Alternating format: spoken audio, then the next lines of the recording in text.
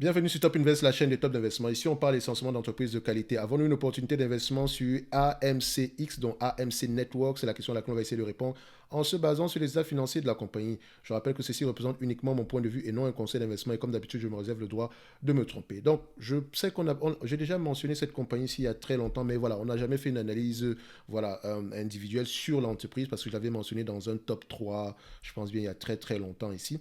Donc, vous allez voir ceci. C'est une compagnie qui a les mêmes problèmes que toutes les compagnies dans le secteur du streaming. Si vous ne savez pas c'est quoi AMC, je pense que vous avez vu The Walking Dead. Donc, c'est à peu près une série qui a été produite par AMC Network. Donc, AMC Network est une société de divertissement international. Donc, la société distribue son contenu à des publics du monde entier sur une gamme de plateformes de distribution, y compris les réseaux linéaires et les services de diffusion en continu par abonnement, ainsi que par le biais d'accords de licence. Donc, streaming, licence, câble. OK? Donc, maintenant, cette compagnie-ci a les mêmes problèmes que les autres entités, comme je l'ai mentionné tantôt. Donc, ce qui va se passer ici, vous allez voir ceci. En termes de revenus, vous allez voir qu'on aura tendance à avoir des revenus qui sont de moins en moins élevés, tout simplement parce que le fait qu'il y ait du cutting, le fait que les gens prennent de moins en moins la télévision par câble ici, impacte ce business-ci, parce que c'est un service ici, généralement, si vous voulez avoir des services d'AMC Network par câble, vous payez généralement un supplément. So, ici, vous allez voir que sur AMC Network, en termes de revenus, qu'est-ce qu'on observe? On a à peu près des revenus qui sont à peu près stables, ok, pour le moment. Mais également, on s'attend également à, je pense que selon les prévisions, on s'attend à des revenus moins élevés, enfin légèrement moins élevés dans le futur. Donc, attendez, chiffre d'affaires, ça reste, voilà, légèrement moins élevé. Donc, on reste dans la même tendance des 3 milliards par là. Ok. En termes de marge ici, vous allez voir ici que les marges ici, les marges brutes également auront tendance à peu près souffrir dans les années à venir. Bon, dans une certaine mesure. Je ne dirais même pas que la marge brute aura tendance à baisser, hein. Donc, on peut prendre ça ici. En grosse margin, qu'est-ce qu'on a déjà précédemment ici? Donc, vous voyez ici que la marge brute, et voilà, on a une marge brute assez dépréciée ici. Donc, on avait à peu près du 66% ici. Et là, on se retrouve, enfin, depuis à peu près 2017, on est aux alentours d'une cinquantaine de pourcents. Quand on dit déprécié, il faut également aller savoir pourquoi est-ce qu'on a fait des marges assez élevées comme ça. Vous avez toujours dit que prenez la marge brute ici, mais recollez-la également avec la marge des EBITDA ici. Donc, vous allez constater que oui, on est à peu près c'est à peu près la même chose qu'on constate ici. Là, on avait du 38%. Et sur les dernières années ici, on se retrouve quelque part aux alentours d'une trentaine de pourcents. Et également, vous allez voir qu'à peu près depuis 2021 ici, c'est encore plus bas que ça, tout simplement parce qu'il y a des investissements massifs ici. Donc, les marges ici peuvent être impactées par des éléments comme la dépense ici en marketing. Mais attention, est-ce que c'est durable ou temporaire? C'est la question qu'on se pose. Si vous savez, comme je l'ai mentionné ici tantôt, c'est une entreprise qui aura tendance à souffrir, en tout cas au niveau de ses marges. OK? Donc, free cash flow ici pour l'entité en free cash flow net income, c'est une entreprise qui gagnait beaucoup d'argent. OK, qui investit également massivement dans le service de streaming, mais elle a choisi en fait d'aller dans du streaming un peu spécialisé. Donc, elle veut se spécialiser à peu près dans le streaming uniquement pour les films d'horreur. Donc, avec sa plateforme ici, Shudder, c'est comme ça qu'on appelle ça, j'oublie comment est-ce qu'on a. Je pense que c'est, on peut le voir ici. Donc, ici, voilà. Voilà, Shudder, exactement. Donc, c'est sa plateforme ici de streaming, mais c'est uniquement du streaming pour des films d'horreur. Donc, le service américain vidéo à la demande par abonnement proposant des titres d'horreur. Donc, sans doute, ce sont des choses qui plaisent à certaines personnes. Donc, ici, il y a également d'autres chaînes, hein, etc. Mais je pense que pour son service de streaming, on est encore là dans ces réseaux mondiaux de diffusion en continu concernant. Donc, on a Acorn TV, Shudder, Sundance Now, All Black. En fait, le problème ici, c'est que quand vous avez plusieurs plateformes, c'est pas très efficient. Parce qu'il faut faire du marketing pour chacune des plateformes. C'est un peu plus d'argent que d'avoir une seule, que de regrouper. Il faut regrouper. Enfin, ça coûte plus cher que de regrouper tout cela dans une seule et même plateforme. Donc, je ne sais pas si cette stratégie va avoir tendance à fonctionner. Mais cette entreprise-ci, je pense qu'elle aura. Il y a de grandes chances que quelqu'un d'autre rachète cette entité-ci. Parce que la stratégie est un peu, je dirais, voilà, c'est pas très clair. Dans le sens où, oui, on veut continuer dans le service on veut continuer. Enfin, la télévision par câble va avoir tendance ici à être sous pression. Mais on veut faire une percée dans le streaming. Mais dans le streaming ici, on veut avoir plusieurs plateformes de streaming, ce qui n'est pas très efficient également. Mais en même temps, continuer à licencier nos contenus. Donc, il y a de fortes chances que vous retrouviez, par exemple, les films, les séries comme The Walking Dead sur des entités comme, je sais pas moi, Amazon Vidéo ou bien sur Netflix.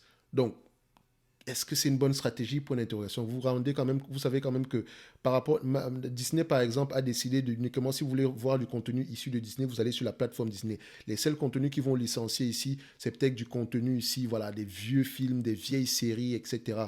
D'accord? Donc il faut faire attention ici. Est-ce que c'est la bonne stratégie? Je n'en sais rien du tout, mais pour le moment, je ne pense pas que pour moi, j'ai l'impression que ça ne va pas trop fonctionner. C'est l'idée que je me donne, c'est l'idée que j'ai également ici. Mais c'est une entité qui a toujours réussi à produire d'excellents contenus. Ils sont très réputés par rapport à ça. Mais voilà, ça c'était le passé, mais là on essaie d'investir pour le futur. Donc ça reste assez difficile ici. Mais comme je l'ai dit, c'est une entreprise que on va essayer d'évaluer ici en prenant ici la valeur d'entreprise sur le revenu. Donc vu que c'est une entité un peu plus petite que les autres entreprises précédemment mentionnées ici. Donc je rappelle qu'au niveau de la dette nette de cette compagnie, qu'est-ce qu'on a ici en termes de dette nette? On a une dette nette ici aux alentours de 2 milliards. Est-ce que c'est une entreprise qui rachète ses actions ici sur les dernières années? Vous constatez également qu'elle était réputée, elle est réputée ici pour racheter massivement ses actions. On est à peu près à 43,33 ici. Donc, qu'est-ce qui va se passer? Alors, selon le multi d'évaluation qu'on avait choisi sur la vidéo concernant Paramount ici, parce que comme je l'ai dit, toutes ces vidéos-là sont liées, c'est une entreprise ici qui pourrait s'échanger à minimum 2 fois les revenus. OK? Donc, vous constatez ici que si je prends ici 2 fois les revenus, ça veut dire qu'on sera à peu près à une valorisation de combien? En termes de revenus, ici, on peut être aux alentours de 3 milliards fois 2, ça fait à peu près 6 milliards. 6 milliards moins la dette nette en date d'aujourd'hui, on a une dette nette aux alentours de, disons même qu'on a une dette nette de 2 milliards, ça fait à peu près 4 milliards de capitalisation ici. 4 milliards ici de capitalisation divisé par le prix actuel, à peu près, divisé par le nombre d'actions actuelles, à peu près 43 dollars. On se retrouve à combien? 93 dollars l'action. C'est très beau, n'est-ce pas? C'est très très beau. Mais comme je l'ai toujours dit ici, quand j'ai des éléments quantitatifs qui sont très élevés, comme ça, je me pose toujours la question de savoir qu'est-ce qui se passe, quelle est la situation. Enfin, je connais à peu près, j'ai à peu près une idée générale de la situation actuelle, mais également, je me demande, est-ce que les revenus n'auront pas tendance à diminuer? Est-ce qu'on n'aura pas tendance également à sacrifier ces marges-là dans le futur? Quelles sont même les marges de free cash flow qu'elle avait l'habitude d'avoir ici? Est-ce que les free cash flow et les net income avaient tendance à raconter le même langage? Donc, comme on l'avait vu ici précédemment, on prend ceci, net income, on met là, et free cash flow, on met ça là, d'accord? Les deux vont souffrir présentement parce qu'on investit massivement pour le contenu. Donc, vous voyez ici qu'on avait tendance à raconter la même chose, ok? Maintenant, en termes de marge ici, les marges nettes ici, donc en termes de net margin ici, qu'est-ce qu'on observe par rapport à ces compagnies ici? Donc, elle avait tendance à avoir des marges à peu près aux alentours de 10%. Vous avez vu ici que c'est à peu près, la plupart des entreprises dans cette industrie-là ont des marges minimum de 10%. Donc, quand vous avez moins que 10%, c'est un peu compliqué. Donc, comme je l'ai dit, je ne recherche pas la précision, hein. Je veux avoir le moins de tort possible. Donc oui, on peut avoir du 12%, mais voilà, je me soutient juste à 10%.